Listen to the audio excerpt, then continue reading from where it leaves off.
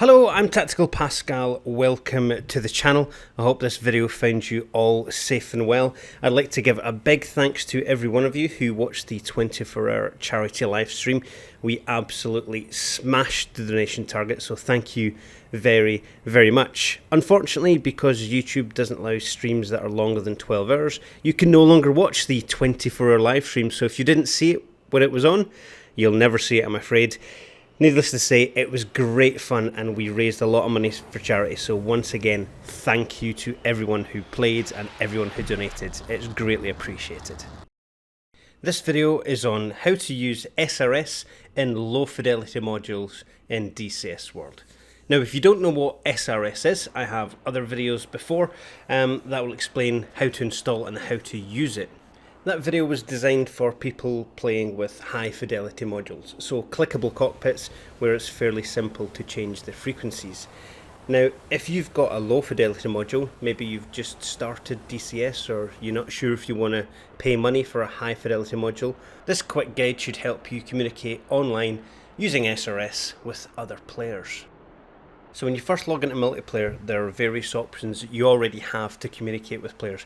You could use text chat, which isn't ideal when you're dogfighting trying to type at the same time, and you could use the DCS voice over internet protocol, so the in-game VoIP system, which not a lot of people use because things like SRS exists. So SRS is simple radio standalone.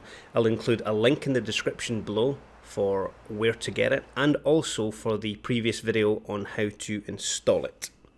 SRS solves the problem of typing when you're online, so you can just speak with a press to talk button, but for a low fidelity module, because you can't change that frequency in the cockpit, you have to do it manually using the keyboard.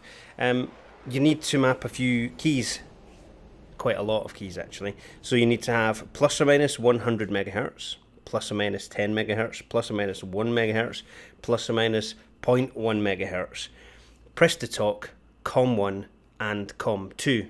You could have 0.01 up and down and 0.001 up and down, but playing on most servers, they are rarely used. If you have a dual monitor, you can simply bring up the radio overlay and then you could click with your mouse to change the frequency, but again that takes focus away from your flying because you're looking over a different screen. So once you've downloaded SRS, all you need to do is go to General first and then set up your microphone and speakers that you're going to go through, and you're going to set up controls. Now again, in my other video it describes how you connect to a server, so this one's going to focus on the controls. So straight away click on your controls and then you'll see radio 1, radio 1 modifier, radio 2, radio 3, push to talk modifier, etc. So radio 1 is going to be your first radio, radio 2 is your second one, and then you need a press to talk. So you're going to have buttons to change between radios, and then you're going to have a button that is your press to talk.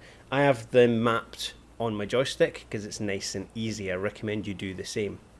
What I don't have mapped on my joystick, because I use high fidelity modules 99% of the time, I don't have the megahertz mapped because I can click the cockpit. But if you've got a low fidelity module and you can't do that, then you need to have the keybinds, like I've just said, the up and down 100 megahertz, etc. I use head tracking software so I can use my numpad. If you don't have head tracking software, that might not be an option, because by default some of the view changes are mapped to the numpad. So what you need to do is find a set of keys that you can use on your keyboard that are going to be memorable, and then you can go up and down the frequencies and then contact other players. Legion, correction here, let's do a 180. If you're new to DCS, it can be quite daunting to communicate in multiplayer, but I recommend giving it a go, because being able to speak to someone and coordinate strikes or request cap or even get picture from a human GCI or liaise with air traffic control so you don't crash into anyone taking off or landing on the runway, it enhances your DCS experience so much. If you do want to come and fly with a group of players who's going to help you to learn DCS in a fun, friendly and free environment, then check us out at tacticaldcs.com. I'll also include a link in the description below. That's going to link you to our Discord channel. You can just join there and ask any question you want. If someone doesn't know the answer, 1, I'll be surprised. 2, We'll find out for you because we're keen on helping players to learn DCS. I'd like to say thank you very much for clicking and watching this video. If you've liked it, please like and let me know. If you didn't like it, let me know in the comments as well, and then I can improve my content for you all. Thank you very much for watching. Tactical Pascal, out.